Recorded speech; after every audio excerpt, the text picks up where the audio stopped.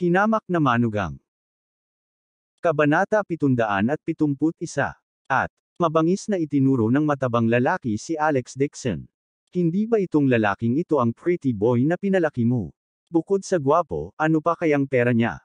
Mabibigyan ka ba niya ng resources tulad ng ginagawa ko? Advertising ka. Nang matapos siyang magsalita ay tumango si Alex Dixon at sinabing, salamat sa papuri.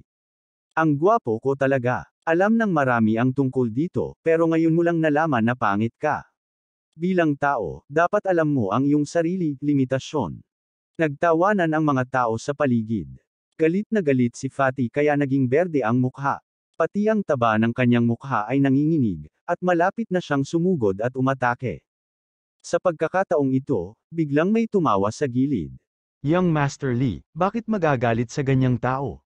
Kasunod ng boses na ito, isang gwapong lalaki na nakasuot ng puting suit, na may magandang tindig, ay bumaba mula sa isang malaking pulang convertible na sports car at humakbang paakyat sa hagdan. Nang makita ang lalaking ito, ang mga babaeng nakapalibot sa kanya ay nagpakawala ng mahinang sigaw. Maraming babae ang nagliwanag at namula ang mukha. Umakyat sa hagdan ang gwapong lalaki at kumaway sa mga tao sa magkabilang gilid, agad na tumahimik ang mga tao. Nakangiti siyang lumakad at sinabi kay Ruan Lengshu, ikaw at ang iyong kaibigan ay pumasok muna, si Young Master Lee ay uminom ng sobra sa hapon, ako na ang bahala dito. Salamat, Young Master Bai, nagpapasalamat na sabi ni Ruan Lengshu at tumalikod upang tawagin si Alex Dixon. Sa sandaling ito, ang mukha ng mataba ay napuno ng kawalang kasiyahan. Inis na sabi niya, Bai-an, naghahanap ka ng gulo dito. Umuso si Bai-an at sinabing, Lineng, huwag kang mabaliw sa pag-inom sa harap ni Miss Ruan. Maraming reporter sa ganitong okasyon. Kung gagawa ka ng eksena sa harap ng lahat at kukunan ng mga reporter, at hayaan mong makita ka, ng matanda, alam mo kung ano ang kahihinatnan. Tinatakot mo ba ako? Mabangis na sabi ng matabang lalaki, hindi mo ba alam kung ano ka? Alipin ka lang ng pamilya Bai. Hindi ka pa nakakapasok sa family tree, pumunta ka pa rito para sunduin ang mga babae. Nanigas ang mukha ni Bai-an, at malamig na sinabi niya, Lineng, pwede mo akong tawaging ganyan, pero kung maglakas loob kang insultuhan muli si Miss Ruan, hindi kita mapapatawad. Nang makitang malapit ng mag-away ang dalawa, naantig din ang ekspresyon ni Ruan Lengzo habang sinabi niya, Young Master Bai, huwag pansinin siya, huwag kang magsisimula ng away sa ganitong uri ng tao dahil sa akin. Ayos lang, pag-aaliw ni Bai-an, hindi ko hahayaang masaktan ka ng ganitong klaseng tao, kung maglakas loob siyang gawin sa'yo, hindi ko siya mapapatawad, pumasok ka muna sa mga kaibigan mo, ako na ang bahala, ito. Ang kaguluhan sa pinto ay umakit sa manager ng lobby. Isa itong high-end na party na may maraming reporter at media outlet, natakot din ang lobby manager na magkagulo, kaya mabilis siyang tumawag ng security para paghiwalayin silang dalawa. Hinayla din ng makulit na babae si Young Master Lee, kalahating sinusuyo at kalahati ay hinayla siya palayo. Amoy alak si Young Master Lee habang naglalakad papasok sa pinto habang nagmumura. Inalalayan siya ng babaeng mapanloko, pagpasok niya sa pinto, bigla niyang nilingon si Alex Dixon, binato pa siya nito ng flying kiss.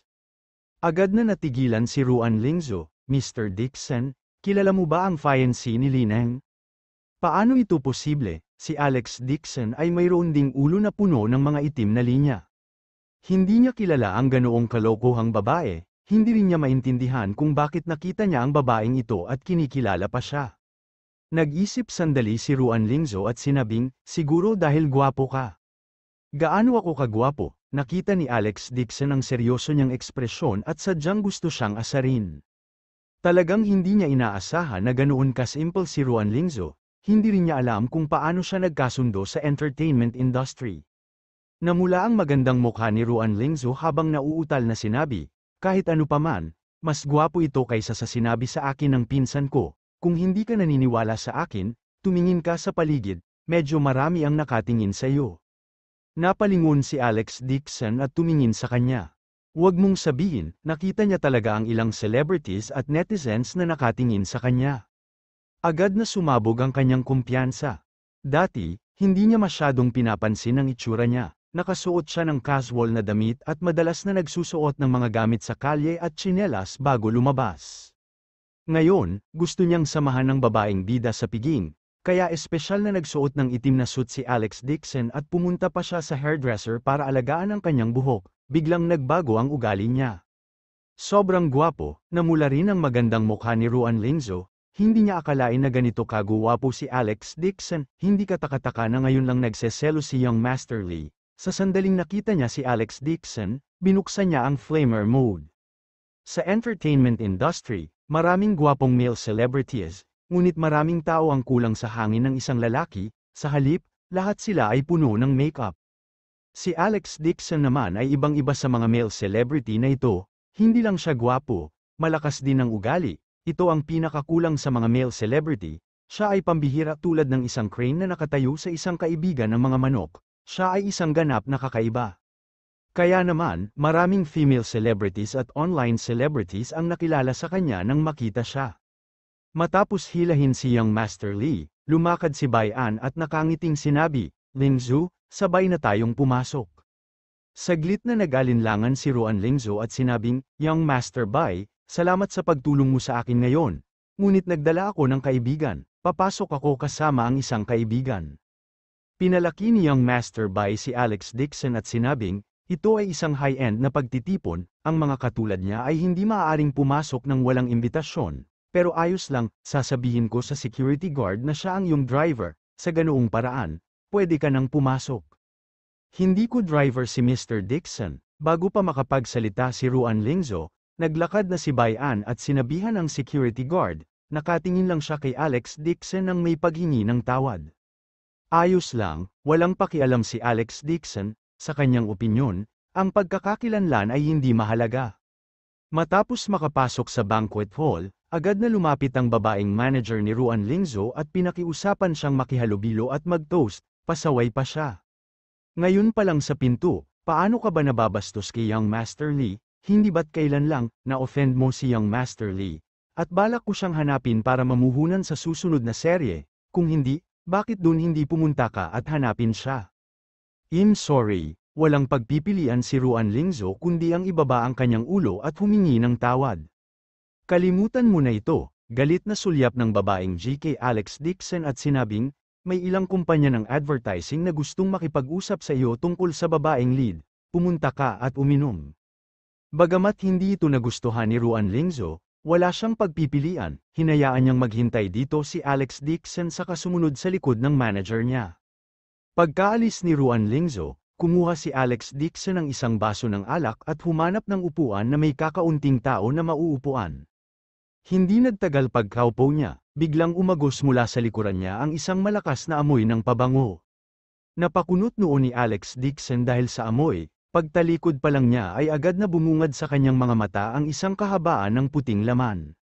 Nakangiting nakatingin sa kanya ang isang babaeng nakahawak sa dalawang kamay sa likod ng upuan. Ang mababang cut na palda ay ginawa ang harap ng kanyang bukas na malawak, na nagpapakita ng isang malaking lugar. Ito ay isang kamanghamanghang tanawin. Ang babaeng ito ay talagang fiancé ni Young Master Lee ngayon lang. Magsasalita na sana si Alex Dixon nang tumawag ang babae sa matamis na boses. Kuya Dixon, nakatadhana talaga tayong magkita ulit, hindi ko inaasahan na dito kita makikita. Sino ka? Nagulat si Alex Dixon. Wala siyang natatandaang nakilala niya ang ganoong kalokohang babae. Kuya Dixon, ang bilis mo naman akong nakalimutan. Kunwaring mapang-akit ang babae, lalo siyang yumuko na para bang gusto niyang tingnan siya nito, umindayog pa siya pabalik-balik. Hindi maiwasan ang tingin ni Alex Dixon na dumaan sa kwelyo ng babae, agad siyang nabigla, banal na SH***, masyadong malandi ang babaeng ito, wala talaga siyang suot sa loob. Ito ang unang pagkakataon na nakakita siya ng ganoong katapangan at walang pigil na babae. Kabanata 772. Napansin din ng babae ang kanyang tingin, ngunit hindi niya ito iniwasan at humajek-jek lang. Kuya Dixon, ako si Wang Lee, sa huling pagpunta mo sa pabrika ng parmasyutiko ni Shiren, sinabi mo pa ba sa akin ng ilang salita? Wang Lee, kumunat ang noo ni Alex Dixon at nag-isip ng ilang segundo. Biglang may pumasok na babae sa isip niya. F***CK, siya talaga yun. Ito ay isang bagay na nangyari ilang buwan na ang nakakaraan. Pagbalik niya mula sa ibang lugar, natuklasan niya ang dalawang palayok ng Heaven and Earth Soul Seeds na itinanim niya ay ibinente sa asawa ng isang pharmaceutical factory na pinangalanang Sun Shiren ng kanyang biyenan. Agad na pumunta si Alex Dixon sa pintuan ni Sun Shiren at hiniling sa kanya na muli ang Soul Seeds. Gayunpaman, humingi si Sun Shiren ng napakataas na presyo. Sa huli, sa sobrang galit, binili niya ang pabrika ng parmasyutiko at sinabihan si Sun Shiren na magwala. Noong panahong iyon, si Sun Shiren ay may isang malandi na babaeng sekretarya na nagngangalang Wang Li. Nang makita niya siya, nagliwanag ang kanyang mga mata sa berdeng ilaw, at gusto niyang makasama siya ng hapunan. Likas na ayaw ni Alex Dixon sa ganitong klaseng babae kaya diretsyong tinanggihan niya ito. Si Wang Li ay pinalayas din ni Sun Shiren sa silid, at umalis siya habang nakabuntot sa pagitan ng kanyang mga binti. Hindi niya inaasahan na pagkatapos ng ilang sandali na pag-ikot, talagang nakalusot si Wang Li sa Yan Capital, at naging fiancé pa nga ni Young Master Li. Kailangang aminin ng isa na talagang namumukod-tangi ang kakayahan ng babaeng ito. Tinitigan ng malapitan ni Wang Li si Alex Dixon, habang tinitignan niya, lalong nagiging makati ang puso niya. Nagkagusto siya sa mga lalaki, lalo na ang mga lalaking tulad ni Alex Dixon, na seryoso at nakatutok lang sa asawa. Kung gaano kaseryoso ang isang lalaki, mas gusto niya itong akitin. Kuya Dixon, ang tagal na nating hindi nagkita. Lalo ka talagang gangwapo. Nagningning ang mga mata ni Wang Li. Napalunok siya ng laway. At lalong naging matibay ang katawan niya, hihihi. Pakiramdam ni Alex Dixon ay namamanhid ang kanyang anit dahil sa kanyang nakakatuwang pagtawa. Hindi niya namamalayan na umatras ng isang hakbang at sinabing, ano ba talaga ang gusto mong sabihin? Brother Dixon, naparito ako para baluan ka dahil sa mabuting intensyon. Pinaihit ni Wang Li ang kanyang katawan at sinabing, mas mabuting huwag mo nang guluhin si Lineng, siya ay mula sa Li family ng Yan Capital, siya ay may kapangyarihan at kapangyarihan, kung ikaw saktan mo siya, hindi ka makakakuha ng anumang magagandang resulta. Alex Dixon coldly harumphed, bakit ako matatakot sa ganoong tao? Isang langgam na lang sa kanyang paningin ng isang pamilya na hindi pa niya narinig. Sinabi ni Wang Li sa magandang boses, Brother Dixon, ginagawa ko ito para sa iyong kapakanan, pakinggan mo lang ako minsan. Noon, may mga taong nagtatakang nakawin ang babae ni Young Master Li. Hiniling niya sa isang tao na pilay ang kabilang partido, nag-aalala ako sa iyo. Alam ko, gusto lang siyang paalisin ni Alex Dixon, kaya mabilis siyang nagbigay ng walang kwentang sagot. Tumawa si Wang Li at mapanghusgang sinabi, Brother Dixon, matagal na noong huli tayong nagkita, kukuha ako ng kwarto ngayong gabi, halika at maglaro. Hindi na ako naglalaro, gusto ko nang umuwi at samahan ng asawa ko, agad naman siyang tinanggihan ni Alex Dixon. Masyadong matapang ang babaeng ito, sinabi niya na gusto niyang makakuha ng isang silid sa sandaling siya ay umakyat, hindi niya ito kayang bayaran. Halika na, sabi ni Wang Li sa mapang-akit na boses, maghahanap ako ng isa pang hot little model, maglalaro tayong tatlo ng magkasama, tama na yan, tama ba? Kinilabutan si Alex Dixon nang marinig yun. Gayunpaman, maraming beses na niyang narinig ang ganitong bagay noong third young master pa siya ng Dixon family. Ang ilan sa buhay ng mayamang ikalawang henerasyon ay bulok, at gayon din ang kanyang pribadong buhay. Hindi niya naiwasang magtanong, ang iyong kasintahang babae ay nakikipaglaro sa mga babae sa labas, at ikaw ay naglalaro din sa labas, hindi ka ba natatakot na malaman niya? HMPH, anong kinakatakutan mo? Ngumuso si Wang Li at sinabing may pang-aalipusta, ang lalaking ito na si Li ay hindi masyadong magaling, tatapusin niya ang trabaho sa loob ng 10 segundo, ngayon, maglaro tayo ng sarili nating mga laro, walang pakialam. Napakibit balikat lang si Alex Dixon nang marinig niya ang casual nitong pagsasalita. Ang isa ay handang lumaban, at ang isa naman ay handang tanggapin ito, nagkataon lang na nakatingin sa pagong ang bastos na ito. Biglang bumagsak ang braso niya, at hinawakan siya ni Wang Li. Niyakap ni Wang Li ang malakas na braso ni Alex Dixon, pulang-pula ang mukha niya, at ang bilis ng tibok ng puso niya. Sinabi niya sa magandang boses, Brother Dixon, pumunta ka ngayong gabi para maglaro, ipinapangako kong hindi kita bibiguin. Gusto ko nang umuwi at hanapin ang asawa ko. Si Alex Dixon ay tila nasunog sa apoy, mabilis niya itong itinulak. Ang babaeng ito ay sadyang masyadong bukas ang isipan at lumalaban sa langit, sinong lalaki ang makatiis? Sa sandaling ito, sa hindi kalayuan, isang alon ng pagkabalisa ang biglang bumangon. Malabo na narinig ni Alex Dixon ang boses ni Ruan Lingzo, agad niyang itinulak si Wang Li palayo at naglakad ng malapad. Sandali, tumanggi sumuko si Wang Li, pinaikot niya ang bewang niya at hinabol siya.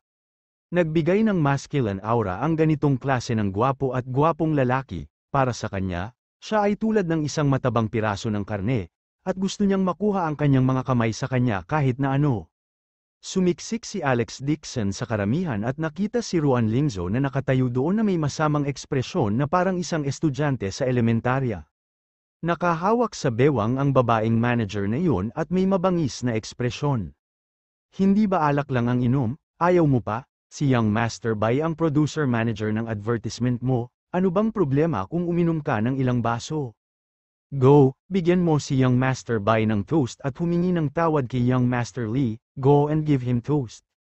Inangat ni Alex Dixon ang kanyang ulo at nakita si Bai An, gayon din si Lineng na kanina lang nabaliw sa pag-inom, nakatayo sa tabi niya, mayroon ding dalawa pang mayamang pangalawang henerasyon.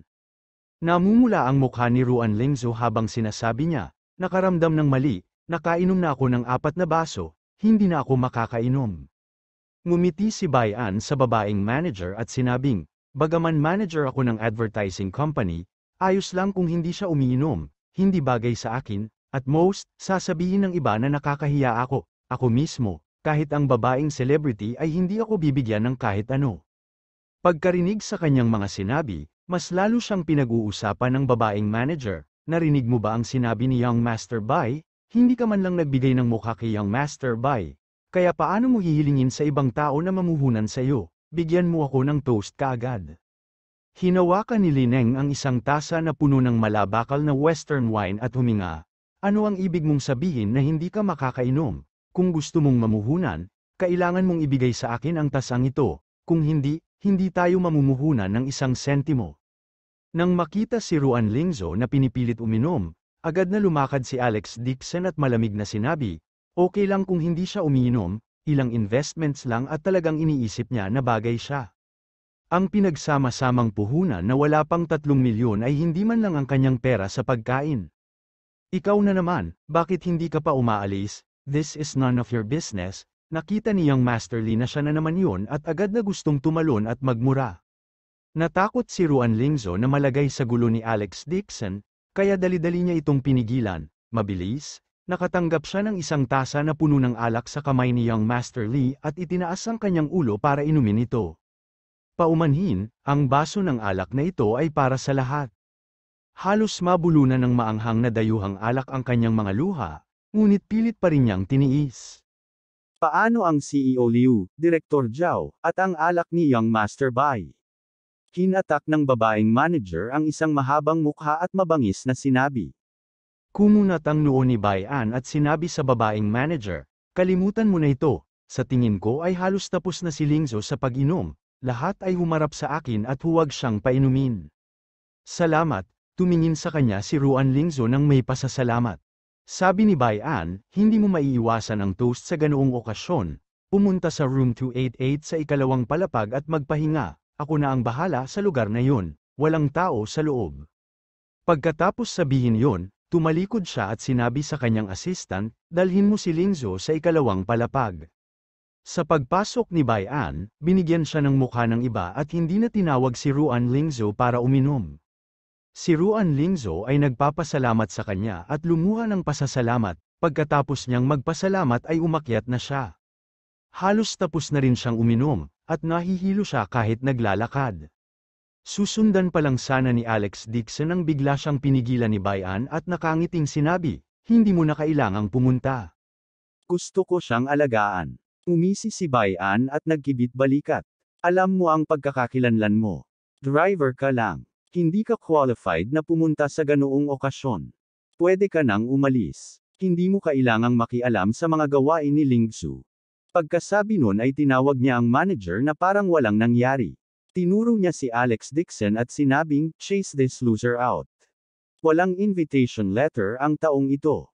Nandito siya para manggulo. Sinulyapan ng security guard si Alex Dixon na may hindi magiliw na ekspresyon. He berated, "Saan nanggaling itong talunan?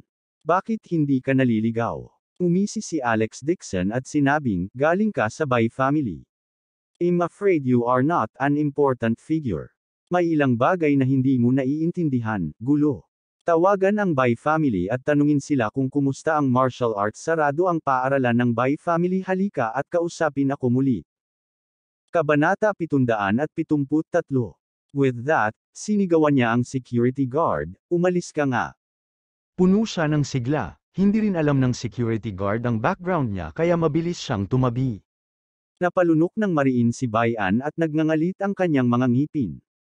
Inilantad talaga ng batang ito ang kanyang background sa harap ng lahat.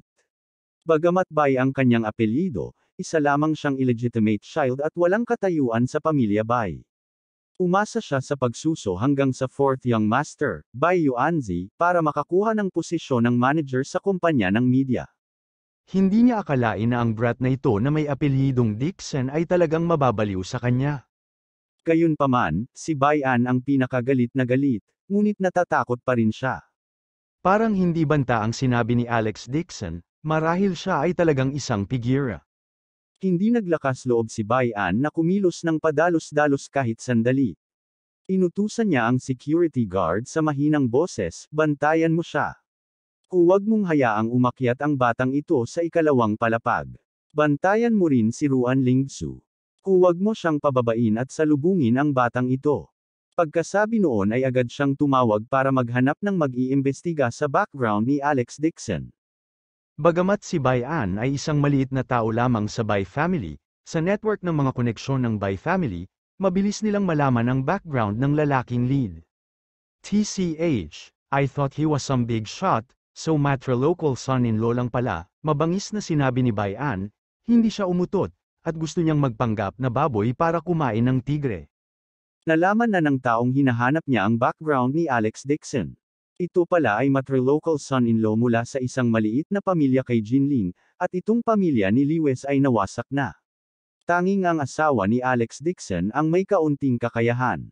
Higit pa rito, alam din ni Bayan ang tungkol sa insidente tungkol sa Civil and Martial Arts School ng Bai family na binanggit ni Alex Dixon.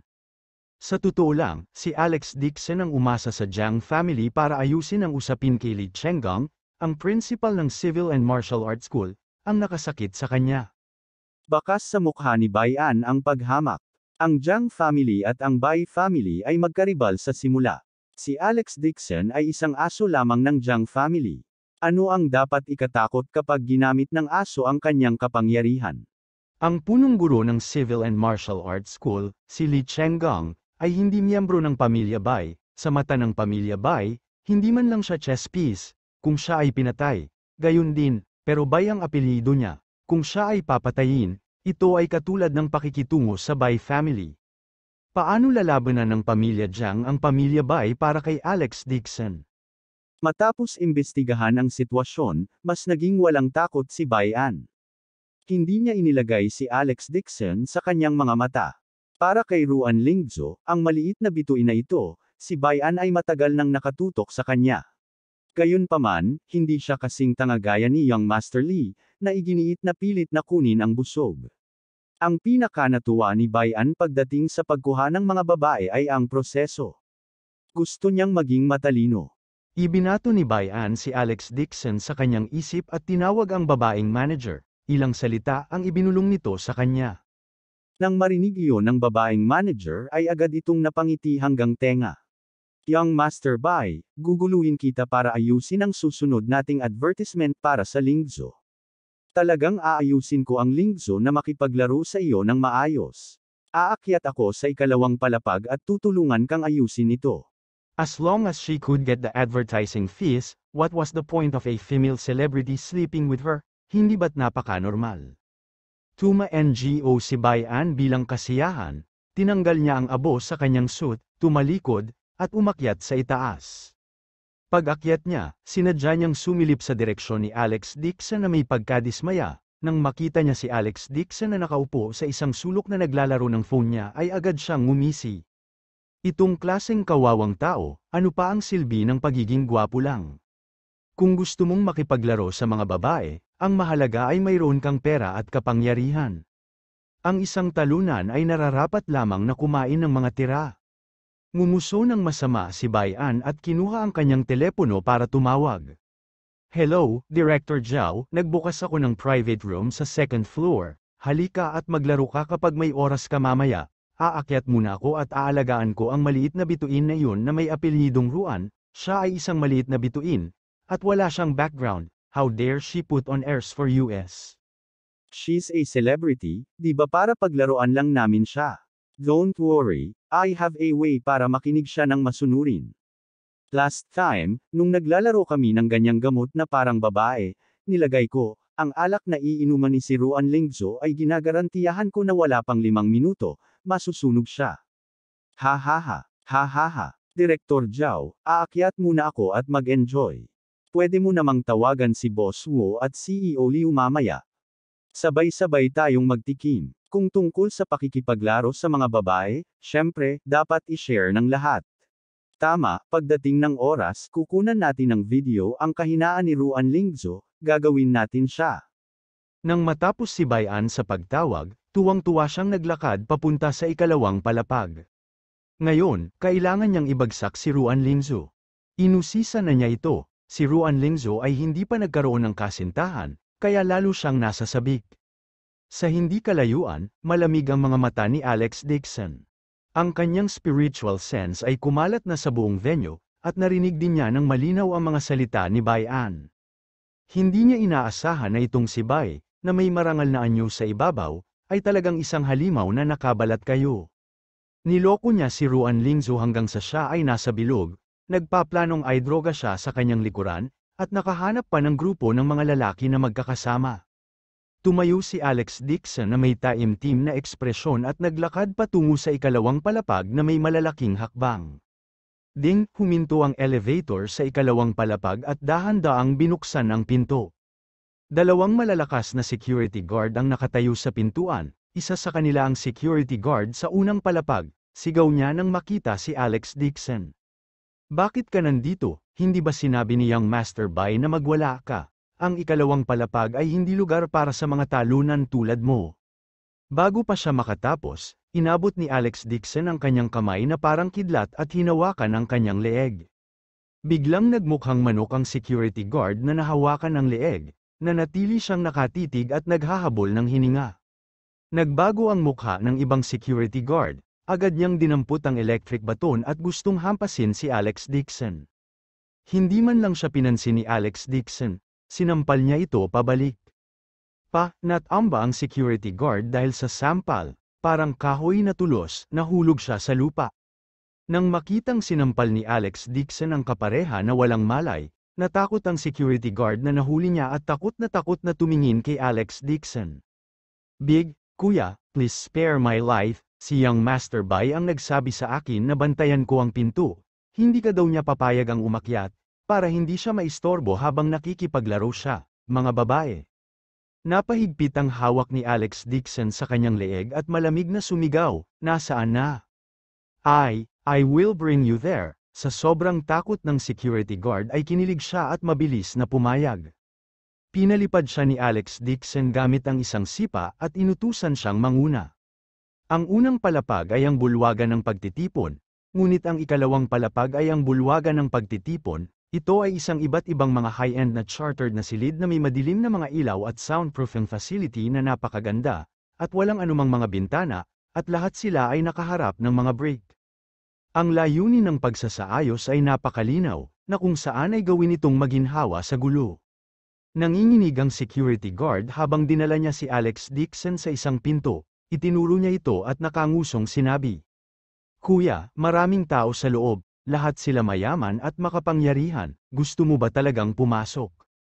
Tuma NGO si Alex Dixon at sinipa sa tiyan ang security guard. Napaungol ang security guard at agad na tinakpan ang tiyan, sinipa siya sa lupa at nawala ng malay. Sinipa siya ni Alex Dixon at naglabas ng kaunting spiritual sense sa kahoy na pinto. Tunay nga, maraming nagtatawanan sa loob ng silid.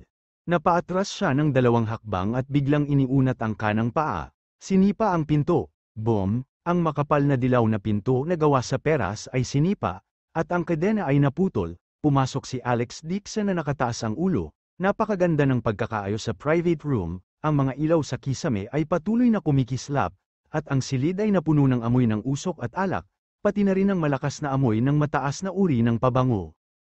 Kabanata 774. Mayroong kahit isang dosenang lalaki at babae sa loob, nag-iinuman at nagsasaya. Lahat sila ay may gulat na ekspresyon sa kanilang mga mukha habang nakatingin kay Alex Dixon, na sinisipa ang pinto at papasok. Tumingin si Alex Dixon at nakita si Ruan Lingzo na nakaupo sa sofa, buo ang kanyang damit, nakahinga siya ng maluwag. Mukhang dumating ako sa oras at hindi gumawa ng isang malaking pagkakamali. Nakita niya na si Wang Li ay nasa pribadong silid din, nagpapalit ng isang mas lantad na low-cut na gintong damit, nakaupo sa loob ng isang lalaking celebrity at agad na sumimangot. Uhaw na uhaw talaga tong babaeng ta. Si Bayan ang unang nanambalik sa kanyang katinoan, agad niyang sinigawan si Alex Dixon na may galit sa mukha. Anong ginagawa mo dito? Lumabas ka. Habang nagsasalita siya ay agad niyang tinawag ang mga security guard. Si Ruan Lingzo ay nagmamadaling tumayo at lumapit sa kanya at sinabi sa mahinang boses, Mr. Dixon, hintayin mo muna ako sa pinto, lalabas ako kaagad. Hinawakan ni Alex Dixon ang kanyang pulso at sinabing, sumunod ka sa akin ngayon, itong si Bai ay hindi maganda. Anong kalokohan ang pinagsasabi mo? Natigilan si Bayan at agad na galit na sinabi, tinutulungan ko si Lingzo na makipag-ayos sa kontrata sa advertising, huwag mo akong sir-on. Oh, Mr. Dixon, mali ang pagkakaintindi mo kay Young Master Bai. Nagmamadali ding nagpaliwanag si Ruan Lingzo. Ang iilang boss na tinawag ni Young Master Bai ay nagsabi na gusto nila akong tulungan makipag-ayos sa susunod na kontrata sa pag-advertise. Si Young Master Bai ay nakikipagnegosasyon sa kanila. Pagkatapos sabihin yon, sinabi niya sa mahinang boses, hintayin mo ako ng ilang minuto. Hiniling sa akin ni Young Master Bai na i-toast ang mga boss na ito. Lalabas ako pagkatapos uminom. Tumingin si Alex Dixon at nakita si Bayan na may hawak na cocktail sa kanyang kamay. Ipapasa na lang niya ito kay Ruan Lingzo. He snorted coldly and said, drink, okay, I'll drink with you guys. Anong klaseng bagay ka? Sa tingin mo karapat-dapat kang uminom sa akin? Pinigil ni Bayan ang kanyang galit at sinabi. Itong talunan ay pumunta talaga dito. Hindi niya talaga alam kung ano ang ginagawa ng mga security guard. Kung hindi dahil hindi pa niya nakikitungo si Ruan Lingzo at gustong magpanggap na isang mabuting tao sa harap niya, hihilahin na niya ang buhok nitong talunan na si Dixon at bugbugin ang talunan na ito hanggang sa makita niya ang kanyang mga ngipin sa kabuuan, ang sahig. Ang babaeng ahente ay agresibo na lumakad at itinuro ang ilong ni Alex Dixon habang marahas itong sinisigawan, "Get lost for me. Why don't you take a piece and take a look at your poor appearance? Gusto mo pang habulin ang mga artista ko, mangarap ka." Habang nagsasalita siya, muli niyang pinag-uusapan si Ruan Lingzo, bawal kang pumunta kahit saan ngayon, manatili ka lang dito at uminom kasama sina Young Master Bai at Direktor Zhao, hayaan mong makaalis dito ang talunan mo. Sampal, bago pa siya matapos magsalita ay sinampal siya ni Alex Dixon. Malakas na nagmumura ang babaeng ahente nang bigla siyang makatanggap ng isang malakas na sampal, agad na bumagsak ang kanyang mataas na takong sa lupa, at ang kanyang mukha ay namamaga dahil sa sampal. Nanginginig siya habang hawakan ito, nang mapagtanto niyang nalaglag ang isang ngipin niya mula sa sampal ni Alex Dixon, napasigaw siya para sa kanyang buhay. This time, sumabog ang buong private room. Malungkot ang mukha ni Bayan, nais niyang sakalin kaagad si Alex Dixon, paano maabala ang kanyang partido sa talonang ito. Pumunta ka dito para bugbugin ako, gusto mo bang mamatay? Nagulat din si Ruan Lingzo, sa takot na may mangyari kay Alex Dixon, mabilis siyang pumwesto sa pagitan nila ni Bayan at patuloy na humingi ng tawad kay Bayan, Young Master Bai, pasensya na, kaibigan ko si Mr. Dixon, humihingi ako ng tawad sa iyo sa ngalan niya. No need to apologize, he is a scum, malamig na sabi ni Alex Dixon. Binigyan ni Bayan si Alex Dixon ng isang mabangis na tingin, pagkatapos ay sinabi kay Ruan Lingzo, Lingzo, bakit nakikipagkaibigan ka sa ganitong uri ng basura, gusto mo lang habulin ng ganitong uri ng tao, dapat mong putulin ang relasyon sa kanya ngayon at huwag-huwag makipag-ugnayan sa kanya sa hinaharap. Nagkibit balikat si Alex Dixon. Sorry, guardian ako ngayon ni Miss Ruan, ayaw mo bang uminom? Sasamahan kita. Dahil doon, hinawakan niya si Bayan sa kwelyo at kinaladkad. Inagaw niya ang cocktail sa kanyang kamay, kinurot ang pisngi ni Bayan, at nagpadala ng ibinuhos sa kanyang bibig. Ubo, hindi pa nakaka-recover si Bayan sa kanyang pagkabigla nang bigla siyang mabulunan at maubo sa alak. Natigilan ang mga tao sa private room, hindi nila inaasahan ang pag-atake ni Alex Dixon ng walang sinasabi. Isang nasa katanghaliang gulang na lalaki ang unang nanambalik sa kanyang katinoan, agad siyang tumayo at akmang susuntukin si Alex Dixon ng mapusok. Hinawakan ni Alex Dixon ang kwelyo ni Bayan, kinuha ang isang bote ng cocktail, at binasag ito sa ulo ng nasa katanghaliang gulang na lalaki. Splash, nabasag ang bote ng alak sa ulo ng medyo may edad na, agad na umagos mula sa kanyang buhok at alak na may halong maduming dugo. Sinipa siya ni Alex Dixon nang hindi man lang siya tinitingnan. Bang, pinalayas ng kwarto ang medyo may edad na lalaki at nauntog sa pader. Inilibot niya ang kanyang mga mata sa lugar. Tumaas ang kilay ni Alex Dixon at walang pakialam na sinabi, "Magwala kayong lahat." Natahimik sandali ang private room bago ito biglang naging magulo. Sigaw ng babae sa loob habang tumatakbo palabas ng pinto. Ilang lalaki din ang sumugod sa gulat. Wala pang ilang segundo, nagtakbuhan na lahat ng tao sa kwarto. Bukod kay Bayan, Ruan Lingzo, at ang babaeng manager na nakahandusay sa lupa at umuungol, ang iba pang mga taong nanatili ay sina Bayan, Ruan Lingzo, at ang babaeng manager na nakahandusay sa lupa, naroon din si Wang Li. Hinayla ni Alex Dixon ang kwelyo ni Bayan hanggang sa hindi na siya makahinga, at naging purple ang mukha niya. "Dixon, Alex Dixon, bitiwan mo ako, alam mo ba kung sino ako? How dare you mess with me? My Bai family can destroy your entire family." Bai family, ngumiti si Alex Dixon at may panghahamak na sinabi, "Basura." Sa sandaling ito, nakita ni Wang Li si Alex Dixon na binugbog ang isang tao, sumabog ang kanyang yang chi, nakaramdam siya ng init sa buong katawan, at nagniningning ang kanyang mga mata, maging ang kanyang mga binti ay naging malambot. Nais niyang sunggaban siya at kainin ng buhay. Pinaihit niya ang kanyang bewang ng ahas at lumakad, ngumiti siya ng nakakaakit at sinabing, "Kuya Dixon, bakit galit na galit ka? Nagkataon na umalis na ang lahat, gawin natin ang gusto nating gawin ng magkasama." Magwala ka. Naramdaman ni Wang Li ang pag-init ng kanyang katawan matapos siyang magalit. Tuwang-tuwa siyang tumingin sa kanya at sinabing, "Kahit pasaway ang isang tao ay napakagwapo. Mas interesado ako sa iyo. Alex Dixon, bilyon-bilyong asset ang fiancé ko. Hindi ako nagkukulang ng pera ngayon. Yan capital is not ang Jinling, mayroon akong pera, kapangyarihan, at koneksyon, ako ang bahala sa iyo." Wala siyang ibang pakialam, gusto lang niyang matulog kasama si Alex Dixon. Habang naririnig ni Alex Dixon, mas lalo siyang naiinis. Sinipa niya si Wang Li sa sofa. Napasigaw si Wang Li sa sakit, ngunit nagliwanag ang kanyang mga mata sa pananabik, napasubsob siya sa sofa at sumigaw, "Kuya Dixon, sampilan mo pa ako ng ilang beses, masyado kang gwapo." Hindi talaga nakayanan ni Alex Dixon ang iyak ng babae. Hindi lang niya maintindihan kung bakit may isang matapang at walang pigil na babae na tulad ni Wang Li sa mundong ito. Maging si Nina, ang dayuhang doktor na huling pumunta sa US, ay matapang na yakapin siya at kagatin paminsan-minsan, siya ay hindi kahit isang ikasampu na kasing tapang ni Wang Li. Weirdo talaga ang babaeng ito, napagtanto din ni Ruan Lingzo na hindi simple ang bagay at agad na nagtanong, "Mr. Dixon, may nangyari ba?" "Tanungin mo siya." Ngumisi si Alex Dixon at sinampal ang mukha ni Bayan, nilaso ng bay na ito ang alak at tinawag pa ang ilang lalaki. "Ano?" Hindi makapaniwala si Ruan Lingzo, napatakip siya ng bibig sa gulat, lagi kong iniisip na si Young Master Bai ay isang mabuting tao. Malamig na sabi ni Alex Dixon, "It was all his pretense. His goal was to chase after women." Sinakal niya si Bayan at naglabas ng ilang salita. "Lingzo, ikaw, huwag kang magpapaloko sa kanya.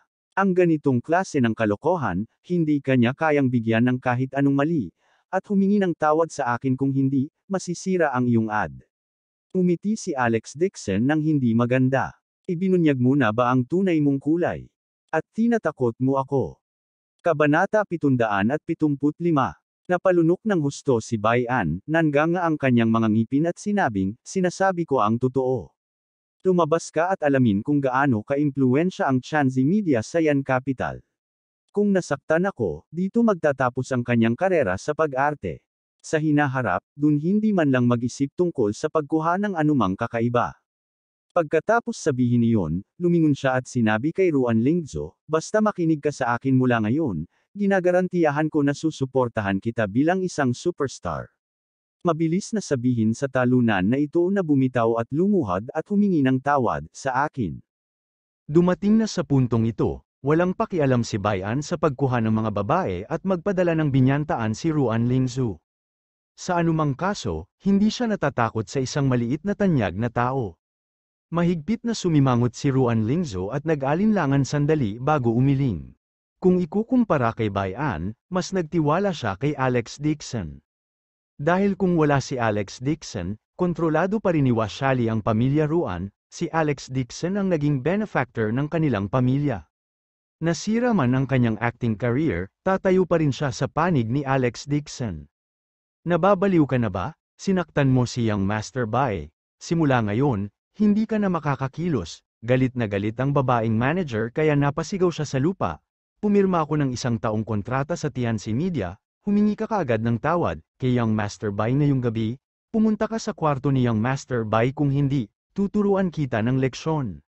Galit na sinabi ni Ruan Lingzo, bakit hindi ko alam ang tungkol sa contract signing, pinirmahan mo ba ito sa likod ko? Nagpupumiglas si Bayan habang sinabing, syempre, napirmahan na ang kontrata kahapon. Kung hindi ka nakikinig, alam mo kung ano ang kahihinatnan. Pagkatapos sabihin niyon, buong pagmamalaki niyang sinabi kay Alex Dixon, na pirmahan na ang kontrata. Ngayon si Ruan Lingzo ang babae ko. Ano man ang ipagawa ko sa kanya, kailangan niyang gawin. Kung sino man ang hiling ko sa kanya na samahan, kailangan niyang samahan. Kung hindi, I'd manda ko siya sa korte ang parusa ng kontrata ay 1 bilyon, at magbabayad siya hanggang mamatay siya. Ikaw, pinirmahan mo talaga ang kontrata sa likod ko. Galit na galit si Ruan Lingzo kaya namula ang kanyang mga mata, at halos umiyak siya. Bilang isang artista, nakikinig lang siya sa arrangement ng kanyang manager. Hindi niya inaasahan na pipirmahan talaga ng manager niya ang kontrata sa likod niya at kay Bayan. Kung hindi niya pinakinggan si Young Master Bai mula ngayon, isa itong kasunduan. Iniisip ang kanyang buhay sa buong panahon, ang puso ni Ruan Lingzo ay agad na nanlamig, bumagsak ang mga luha. TNC Media, napataas ang kilay ni Alex Dixon at casual na sinabi, maliit na kumpanya lang, ako na ang bahala. Pagkatapos sabihin yun, kinuha niya ang kanyang telepono at tinawagan si Wang Lexio. Hoy, magtanong ka tungkol sa TNC Media sa Yan Capital, at bilhin mo ako kaagad. O tama, kung mayroon kang anumang malilim na impormasyon, hukayin mo ito para sa akin, tawagan mo ako sa loob ng 1 minuto. Pagkatapos magsalita ni Alex Dixon, ibinalik niya ang kanyang telepono at kibit-balikat kay Ruan Lingzo. Sige, tapos na, si Ruan Lingzo, na umiiyak, ay natulala lang, tumingin siya kay Alex Dixon at walang imikan. What the hell? Bumili ng ganun lang. Makakalaban man ni Alex Dixon, ito ang Yan Capital, kung saan nagtitipon ang mayayaman at makapangyarihan. Higit pa rito, ang TNC Media ay hindi isang ordinaryong maliit na kumpanya ng media, higit pa rito, ito ay pag-aari ng Bai family, at ang market value nito ay hindi bababa sa 500 milyon. Nabawi ni Bayan ang kanyang sentido at agad nang umiti ng nakakatakot, Alex Dixon, bakit ka nagpapanggap sa harap ko, pagbili ng TNC Media, parang umutot ang mga salita mo. Nagnganga rin ang mga ngipin ng babaeng ahente at malamig na tumawa, Lingzo, naniniwala ka ba sa ganitong klaseng kalokohan? Ang Bai family ay isa sa 4 na malalaking pamilya sa Yan Capital, maging matalino ka, gusto mo lang manligaw ng taong ito, puno ng kalokohan ang bibig niya. Sa sandaling ito, nag-vibrate ang telepono ni Alex Dixon, nakatanggap siya ng mensahe mula kay Wang Lexio. Boss Dixon, naayos na ang usapan, please rest assured, Boss Dixon. Tuma NGO si Alex Dixon na may kasiyahan. Kamakailan, pabilis ng pabilis ang kahusayan ni Wang Lexio, oras na para bigyan siya ng mas maraming shares. Isang malutong na ringtone ang tumunog. Iyon ang teleponong inilagay ni Bayan sa bar counter. Hinawakan ni Alex Dixon si Bayan at sinabi kay Ruan Lingzo, tulungan siyang sumagot. Nagmamadaling kinuha ni Ruan Lingzo ang telepono ni Bayan at inon ito sa speaker mode. Pagbukas pa lang niya, isang paos na sigaw ang nagmula sa telepono.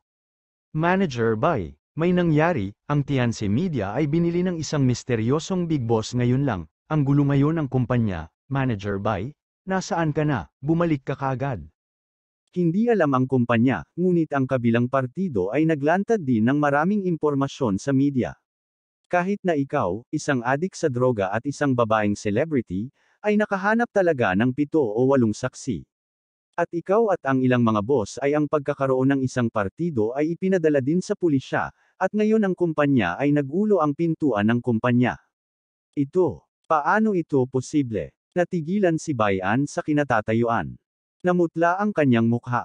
Sa isip niya, hindi na siya makabalik sa kanyang katinoan. Sa huli, siya ang nandito, nanaginip ba siya? O nag-hallucinate ba siya pagkatapos uminom ng sobrang alak? Bakit naging totoo ang isang random na tawag sa telepono mula kay Alex Dixon? Hindi ba talo lang ang batang ito? Saan niya nakuha ang ganoong kakayahan? Ang Tiansi Media ay isang property sa ilalim ng pangalan ng Bai family. Sino sa Yan Capital ang may kapangyarihang salakayin ng pamilya Bai? Nakatanggap din ng tawag ang babaeng manager na nakahandusay sa lupa. Siya ay tinanggal sa kumpanya at pinag-uusapan ng amo. Mabilis na kumalat ang balita tungkol sa Tiansi Media sa buong industriya ng entertainment. Sa kasalukuyan, ang buong industriya ng entertainment sa Yan Capital ay nasa kaguluhan, ang lahat ng malalaking kumpanya at artista ay abala sa paghihiwalay ng kanilang sarili sa Tiansi Company, natatakot na sila ay mad-awit. Nanginginig ang babaeng manager at takot na tumingin kay Alex Dixon. Dixon, Mr. Dixon, ikaw, sino ka? Mapurol ang mga mata ni Bayan habang nakatingala din kay Alex Dixon. Bigla siyang bumalik sa katinoan. Bumagsak ang kanyang mga paa sa lupa, at napamura siya sa takot. Mr. Dixon, baka ikaw ay mula sa Dixon family. Sa sobrang takot ni Bayan ay nawalan siya ng malay at lumuhad sa harap ni Alex Dixon. Hindi siya naglakas loob na sabihin ang huling salita. Pamilya Dixon sa Yan Capital, sino pa ang maaaring magkaroon ng ganoong kakayahan at maglakas loob na dahil sa kalabanin ng pamilya Bai maliban sa pamilya Dixon sa Yan Capital? Nililigawan si kamatayan, bakit hindi niya naisip na Dixon din ang apelyido ni Alex Dixon? Kung nalaman niya kanina na kamag-anak si Alex Dixon sa Dixon family, kahit na may 10 guts siya, hindi siya maglalakas loob na labanan si Alex Dixon. Bumagsak si Bayan sa lupa, nanginginig ang buong katawan. Sa isip niya, 2 salita lang. Tapos na, dahil sa kanya, nabili ang Tiansi Media. Maaaring hindi magkaroon ng problema ang pamilya Bai sa pamilya Dixon, ngunit tiyak na sisisihin nila siya. Hindi nagsalita si Ruan Lingzo, gulong-gulo ang isip niya. Sinabi lang ng kanyang pinsan na mataas ang cultivation ni Alex Dixon at siya ay lubos na sinabi sa Mian Realm. Ngunit hindi niya sinabi kung anong uri talaga ang background ni Alex Dixon. Pero ngayon, parang mas makapangyarihan pa sa inaakala niya ang background ni Alex Dixon. Magiging miyembro kaya ng Dixon family sa Yan Capital si Alex Dixon? Pero bakit wala man lang balita? 10 minuto ang lumipas, at ang babaeng manager ay bumagsak sa lupa, umiiyak. Si Bayan ay natakot din sa kanyang talino. Kasabay ng katotohanang napilitan siyang uminom ng 1 tasa ng medicinal wine, hindi na niya nagawang kumapit pa. Pulang-pula ang kanyang mukha, at patuloy siyang nakahinga ng maluwag, sa sobrang init niya ay nababalot siya ng pawis, at nanlabo ang kanyang mga mata. Young Master Bai, nagdroga ka talaga ng alak? Si Ruan Lingzo ay nahihiya at nagdamdam, at siya ay walang katapusang pagsisisi sa kanyang puso.